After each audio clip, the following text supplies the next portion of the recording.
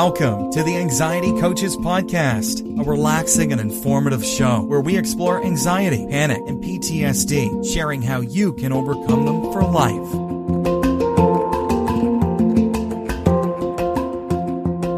Aloha! Welcome back to the Anxiety Coaches Podcast. I'm your host and coach, Gina Ryan, and I am so happy to be with you again today as together we can consider the many ways to bring your mind and body back to its natural peace and calm. In today's episode, I'm talking about how your anxiety actually shows up for you. So how does your anxiety show up? I think most of us have a list in our head of how anxiety shows up in our lives. And many of us have the telltale rush of stress hormones running through our body. You can feel it. Others have the all too common digestive issues, right? Or the pounding, racing heart. Yes, there are ways we are all familiar with when it comes to anxiety knocking on the door. Yet, when we find our way through anxiety and no longer have the high stress reactions every day like that. You know, many of us live daily with these feelings and these sensations. But once you have come out of that, and you may be surprised by some of the more subtle ways that fear and stress can be showing up at your door. These less than clear ways often get overlooked as being from stress levels, but they are the subtle cousins to your overt anxiety symptoms and sensations. When recognized as being related to anxiety, they become your new early warning signals, and you don't have to be angry about them anymore. They can be signals about how your mind and body are responding or reacting to stress. Catch these early enough, and you'll be able to, over time, have fewer and fewer full-blown anxieties show up in your life. Eliminate the resistance to the symptoms and sensations, and you can let fear pass by. It's the resistance, the oh no, I don't want this, that creates more stress and therefore anxiety. What happens is, I'm sure that you can relate to this, that we become like afraid that it's even going to happen, right? That is what I call the long tail of healing from anxiety, panic, is that we have the long tail of what if it comes again? And that keeps us in somewhat of a stressful mindset. What if it comes again? What if it happens when I go here? Or what if it happens when I'm doing that, right? We keep ourselves in a mindset of anxiety's going to come up and then I'm going to be afraid. Then what do I do, right? That's when we become frightened and we keep ourselves just in that very low level of extra stress, but it keeps enough going on that we are keeping the amygdala still not trained enough to be able to go to sleep. It'll always wake up when we need it, believe me, but we want it asleep for the most part. We want it to just stand down. But if we keep having this one little thought of what if, we're keeping a little bit too much of a relationship with an alert amygdala, and we don't want that. So we want to be seeing what some of these early signals could be, or these underlying symptoms of anxiety, what they could be.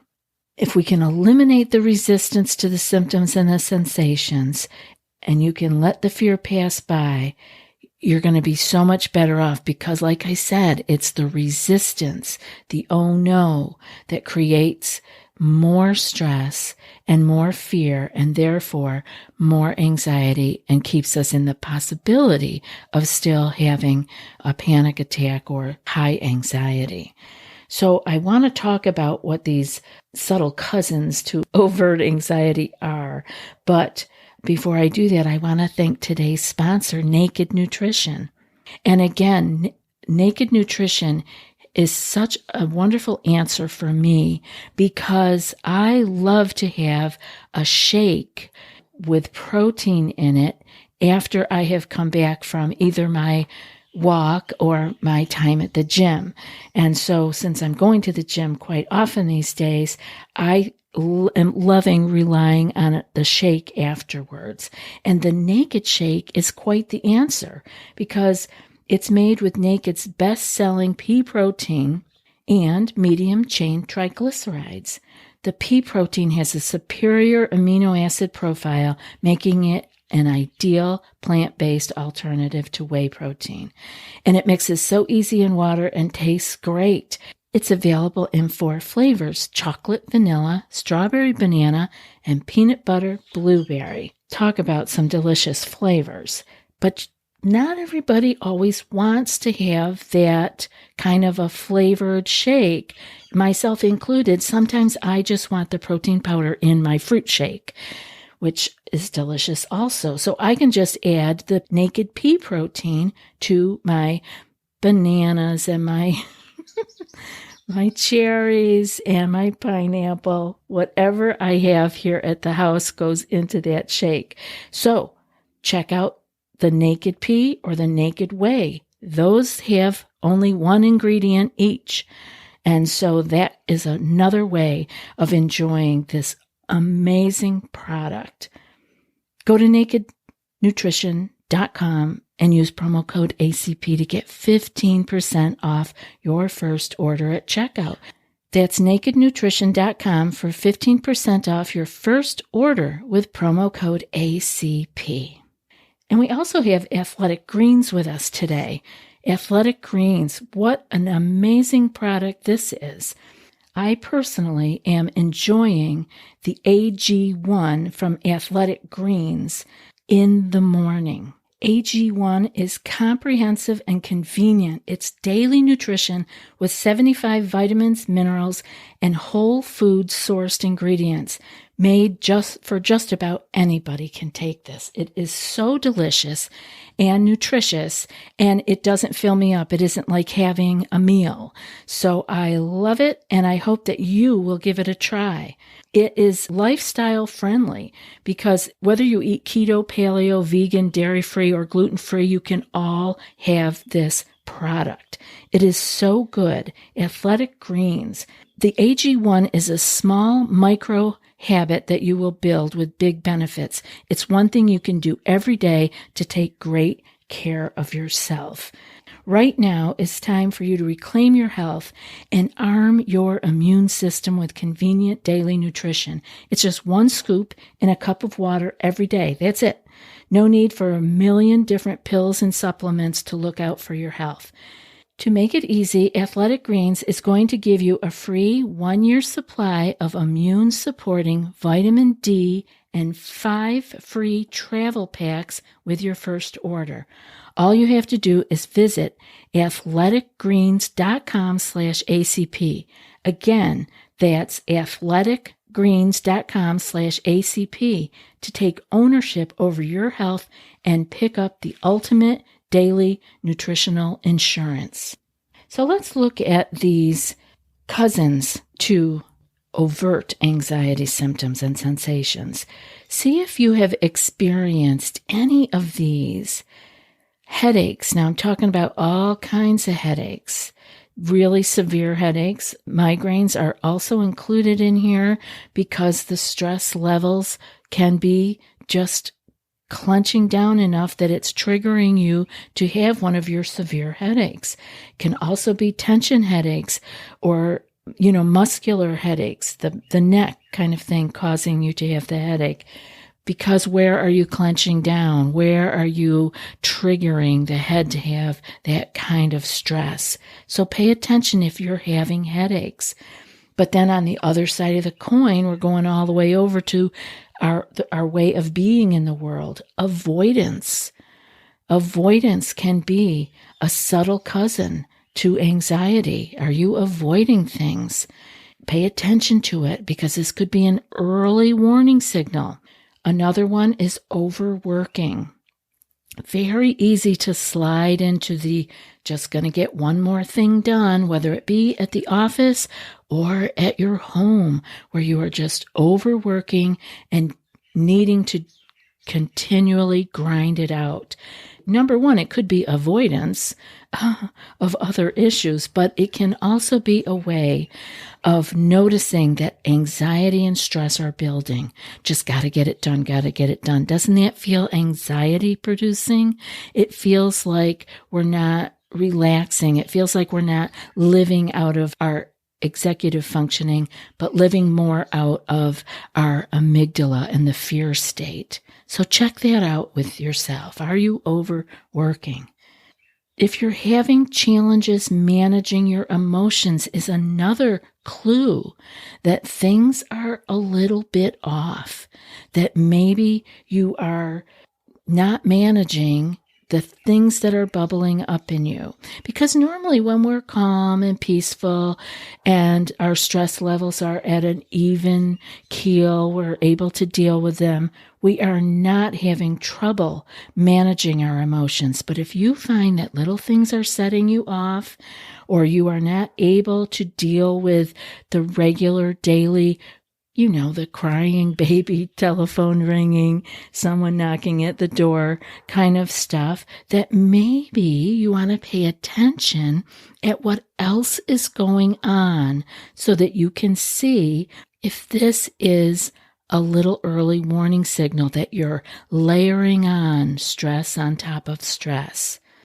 Because sometimes some of the really early things are so subtle, or the subconscious, unconscious kinds of struggles that we're having, we're not aware of them, so we don't feel them building, but it may come out with these things like headaches, avoidance, overworking, or having trouble managing our emotions. And what about tense muscles? I alluded to them earlier when we talked about headaches, but what about tense muscles anywhere in your body? People do all kinds of tense muscle behaviors. Clenching the fists are one. You may not even realize you do it, but just check your body once in a while. What muscles are tense? Obviously, the shoulders raising up to be closer to being earrings than shoulders, right? That's another place where we can just see it creep in.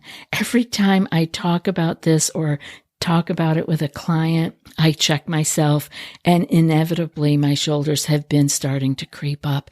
It's just a place that tension comes in. And that is one for me. It goes up around the shoulders, start rising. Other places are your jaw. There can be jaw clenching, right? Grinding of teeth. You can even be doing these things in your sleep. Another thing with the tense muscles, you might be trying to shake a tense muscle out all the time.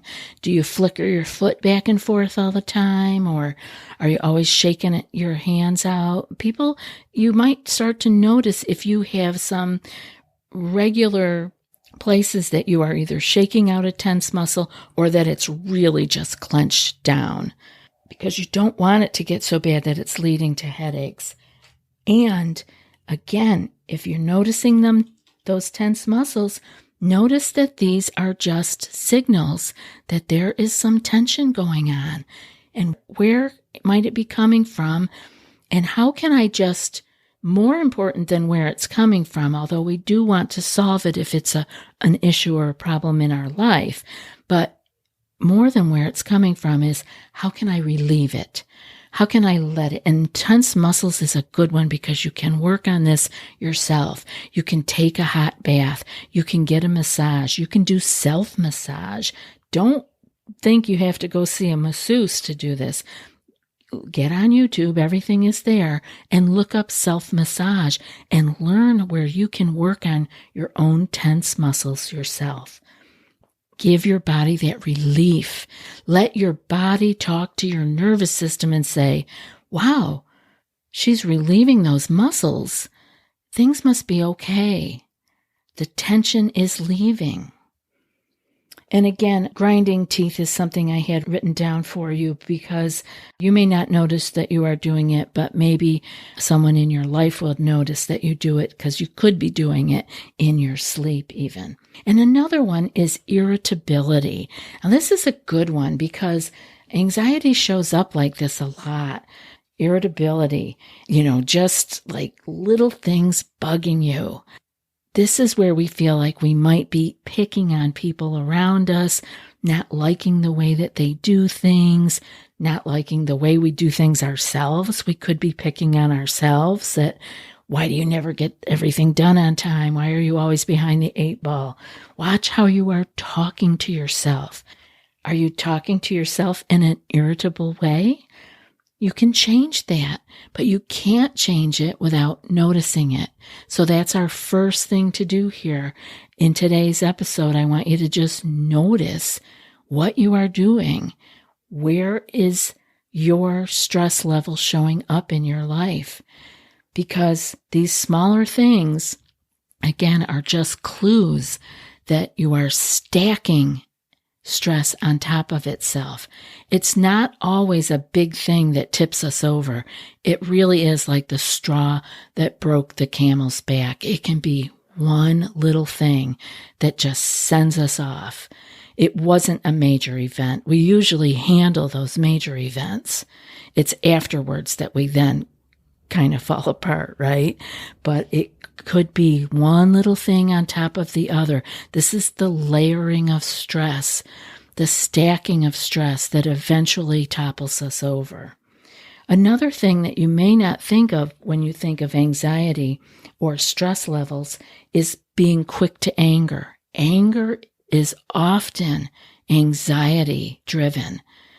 Angry people are not always just angry people. They have underlying issues that have led to that anger. And that could be us. Are we being quick to anger? And my favorite one that I saved for last is desire to control people, places, and things. And it's my favorite one to talk about because this is where my stress level would come out. I want to take care of everything. I want everything to be smooth. So I want to control the environment around me, or I want to control what other people are doing. And when I notice that coming up in myself, I have to take a step back and say, wait a minute, what is going on? Why am I feeling out of control? Because we only want to control what's around us when we don't feel like we are in control inside. So notice that for yourself. Any desire to control people, places, and things. Have you wanted to quickly eliminate these versus see them as potential messengers of the stress load that you may be carrying? You may have just wanted to get rid of them, get rid of the headache, get rid of the anger. But you want to look at them as to what message they might be carrying for you. See if these behaviors or symptoms are related to more stress or pressure in your life. Use these cues to help you get back on track sooner and avoiding the full-on panic. Take a moment to stop and ask, what is my mind and body experiencing? And ask, how can I let go just a little bit right now? And ask, how can I not resist what is? Like, accept it. I want to share today's quote in the show with you to make sure that you hear it more than once. Here it is. A counselor once told me that resisting anxiety is like sitting in an electric chair that shocks you every time you fear the electric shock. Except in this case, the anxiety is the electric shock. The more you want to resist anxiety, the more anxiety you get. And that's a quote from an unknown, but I thought that it was very interesting. So pay attention to that. We are resisting, and then we are causing ourselves so much more pain. So I hope that that makes sense to you, because it really was like a little light bulb went off to me when I heard that. And I hope this show has been helpful for you, and that you will be able to see how your anxiety is showing up and how these smaller cousins of real full-on anxiety, but the lower stressors, can actually be signals to you of where you need to make some changes. Thanks so much for being here. Before I read today's quote, I was wondering if you prefer the show without ads, or perhaps you might like to have access to the entire back catalog of over 600 episodes. Maybe you'd like some bonus meditation episodes. All of that and more are available for $5 a month with our premium Supercast membership. Go to anxietycoaches.supercast.com and join us ad-free today. The link will be in the show notes. And now for today's quote. A counselor once told me that resisting anxiety is like sitting in an electric chair that shocks you every time you fear the electric shock. Except in this case, the anxiety is the electric shock. The more you want to resist anxiety, the more anxious you get. And that's from Unknown. I'll be back in a few more days with another podcast. Until then, be well and aloha. Thanks so much for joining us for today's episode of the Anxiety Coaches Podcast. Find more information at theanxietycoachespodcast.com.